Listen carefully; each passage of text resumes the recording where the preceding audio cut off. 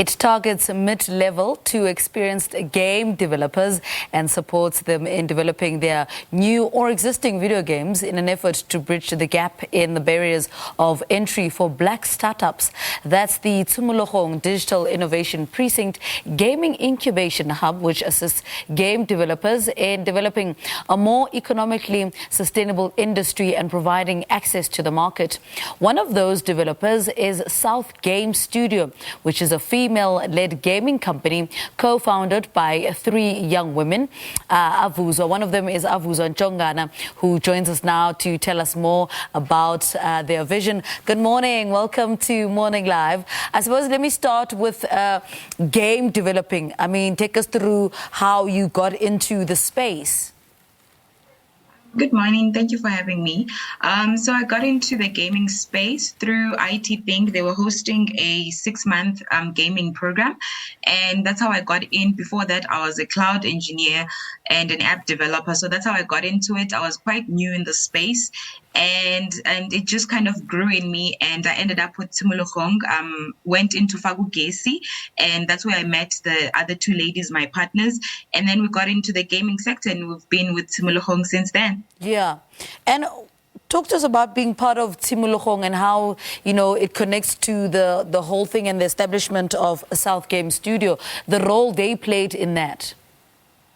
So Tshimologong hosted Pagugesi last year, and we were one of the winners in the hackathon with Telkom. And so after the Pagugesi, we were fortunate to be part of their first intake for the gaming hub. So Tshimologong then gives us the resources and the materials and also the support that we need as women in game developer to grow us and grow our studio and make it better and hopefully employ more people in our studio.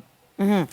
And then speak to us about the role of your other members of the team that form Southgame Studio.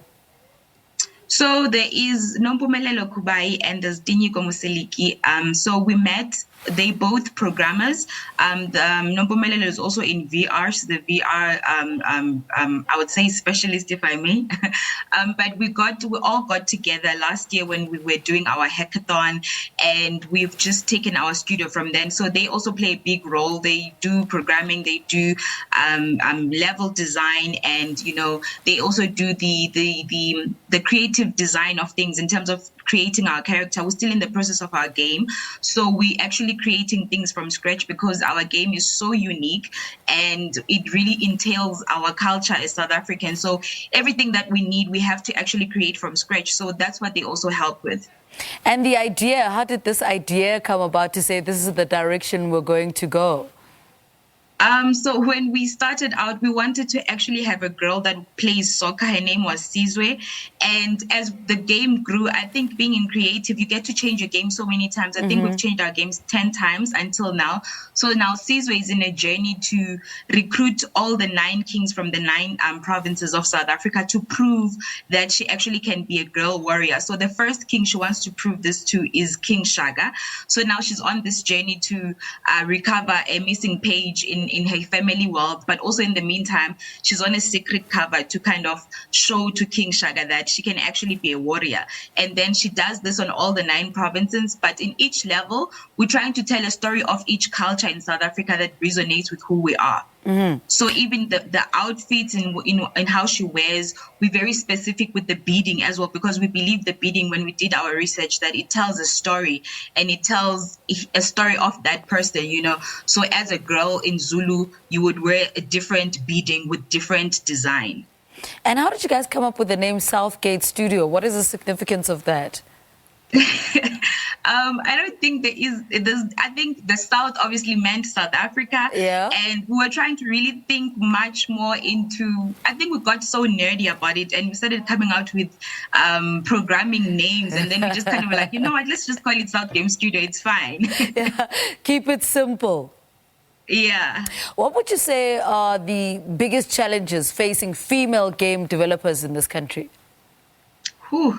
There's a lot. I don't even want to go in depth. I'll just be a little bit broader in terms of the tech space. I think when I started out in tech, I was very scared as a woman, and I'd sit in my corner because it would be a constant. It's a constant competition. I think it's a boy thing. I'm not sure, but you always have to work 10 times harder than everyone else. So even when we started out in the gaming sector as a whole, at the hackathon, I think we're the only female team that was there. Every team that was there was actually boys. And at that point, I think on the second day, we actually had no hope that we're going to win the hackathon because we're like, these boys, they know what they're doing. We just girls, and we shied away. But I think that is one of the biggest things. You get so insecure because it's so male dominated.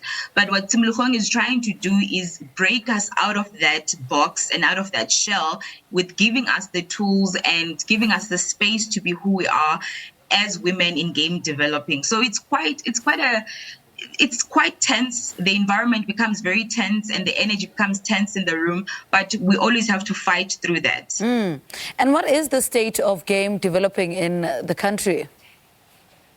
Gaming in South Africa is growing. It's beautiful. I think since COVID, obviously people were in houses and they needed to find another world to distract them from our reality. And so it just boomed from that. And I think parents started to see that kids can actually start making games and actually make money out of games and make it a thing, because it's not just about playing games. There's a whole creative side to it. Like I'm saying, that we actually have to create and draw down our outfits from scratch because you can't get them on the internet. That's being in the creative side and being a designer and being an artist, right? And then there's the programming side where you take all of this beauty that you've created and combine it together, which is also a part of it. So I think it's really opened up and it's been growing so beautifully, and it's really amazing to see and be part of the journey. And I believe you also offer third parties such as web development and animation. Tell us a little bit about that. Yes, we do. I should also add cloud in there as well. We do. So before this, we were obviously, like I said, the ladies were also doing stuff and doing jobs. So Nompumelelo was doing VR. So she is more in the VR side. And Tenyeko as well was doing programming and web developing. So we just combined all our skills, and also I was doing cloud engineer. So all combined our skills, and we're offering that to the third party as well. All right, Avuzwa, thank you so much for talking to us. Good luck to you and the ladies. She is part of the Tshimologong Digital Innovation Precinct Gaming Incubation Hub. Their expertise is in the creation of video games. They also offer services to third parties such as web development and animation. The company is called Southgame Studio, female-led gaming company.